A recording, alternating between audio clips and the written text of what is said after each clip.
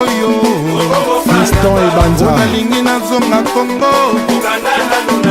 Elikia Nangaba les Olezo Saturne Otiale Arnaud Wamba Sassou Kotala ngai bango te ngai na uti mikili moto na ngai ningana bafacture etonda nzoto nazalaka na kanda mingi ya bapolitisien ya mbokoyo nakwataka bango na internet surtout kuna na Facebook. Bonsoir chers téléspectateurs, je mets votre humblement le présentateur, le journaliste de la diaspora congolaise et africaine, Janvier Safari, le réalisateur, une fois de plus, dans notre cadre de l'émission Les Stars chez vous.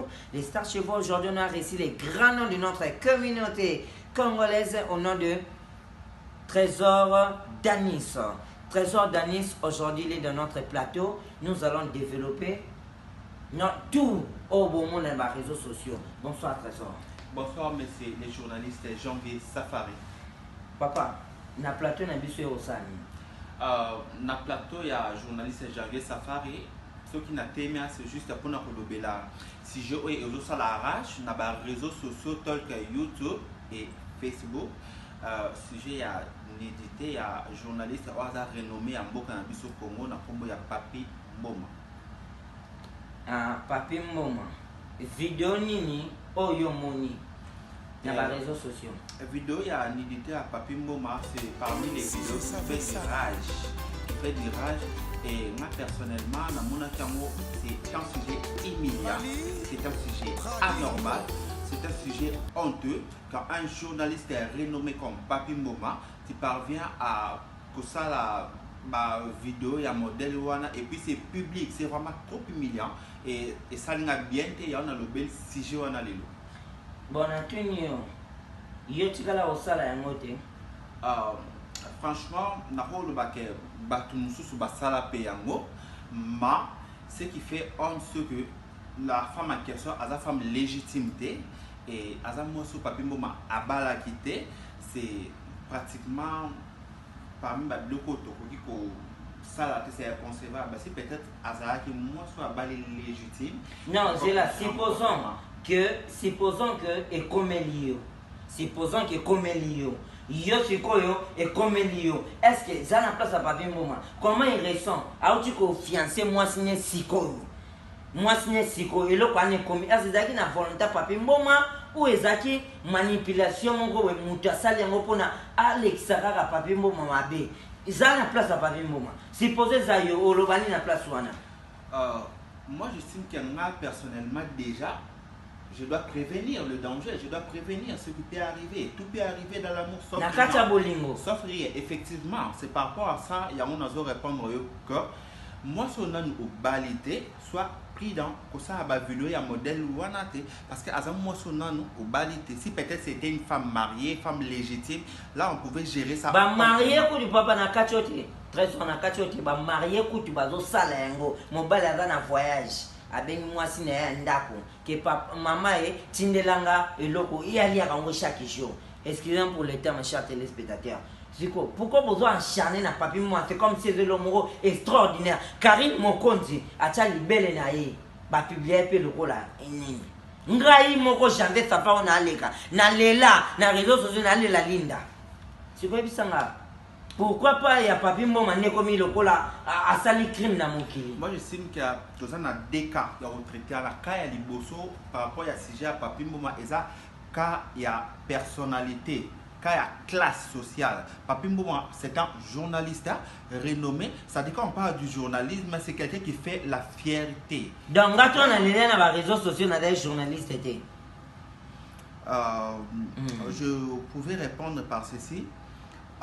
Yotan on est là dans les réseaux sociaux et ça qui si j'étais qu'on a fait sortir ta dignité nayo c'est ça pareilité et ça pareilité bah c'est dignité nayo mais pour son cas en tout cas c'est un sujet trop humiliant trop honteux c'est inconcevable que bah atia bon même oui mon côté on a vu si moi j'étais Papi Mboma franchement j'allais avoir la honte de passer encore à la télévision effectuer une émission recevoir les gens parce que Papi Mboma a yambaka batum au bazar dans la classe il y a du colo au bazar trop respectueux. Imagine toi tu me reçois dans je pense que ça c'est pas la première fois où il y a maman émission nayo et ça bah libosote oyambaka ngai ba confrère na mususu pe bayambaka na bémission na bango ma c'est pas un acte à encourager, c'est-à-dire de quoi Papi Mboma as un journaliste quand il commet une bêtise et là j'estime que les actes pour encourager les actes vraiment pour encourager bien que as un journaliste mais c'est trop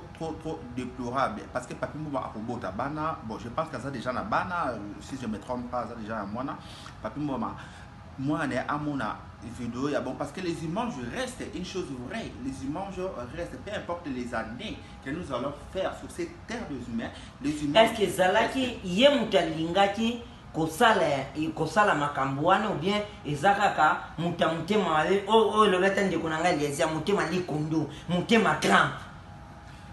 Moi j'estime que ils ont bolmondé et me maquillé, mais ce qui bolmondé Papi Mboma à niveau c'est parce que la personne de Papi Mboma manque de maîtrise.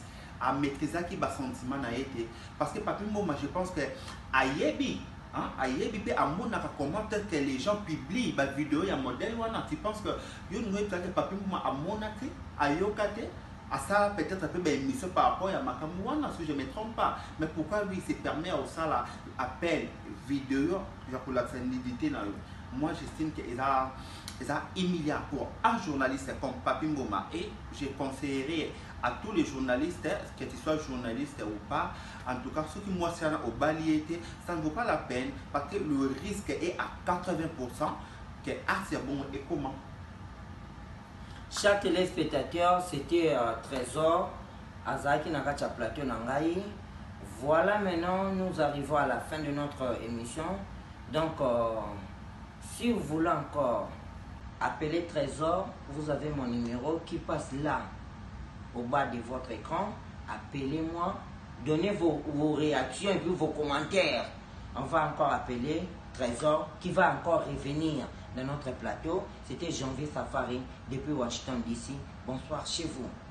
Wataka bango internet surtout kuna na Facebook mais ko boulot dodo wana quotidien nanga richesse nanga ibilamba na mapapa chateau rouge nalingi nazonga mboko yo nalingi nazonga Congo nalingi nazonga mboko yo Fiston Ebanja nalingi nazonga Congo Elikia Nanga Balezole